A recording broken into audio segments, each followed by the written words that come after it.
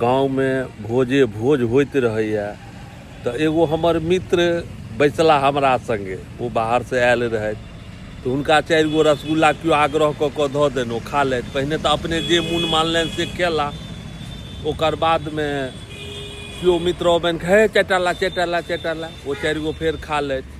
वो बेचारा एतेक तंग भऽ गेला तऽ कहलियनि यौ मित्र देखियो हैया हम पात पर के 4 गो रसगुल्ला रखने छी, उठो से पहिने कनिक पहिने अहाँके ई खा लेब।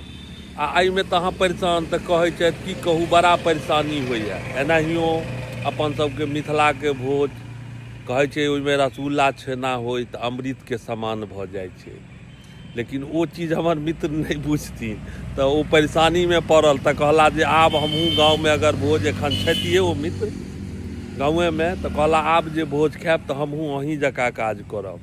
तऽ कहलियै नहीं 2-4 टा रखबै, जे मोन माने से खा लिअ, 2-4 टा राखू आ रखलाके बादमे तकरा बाद खाउ।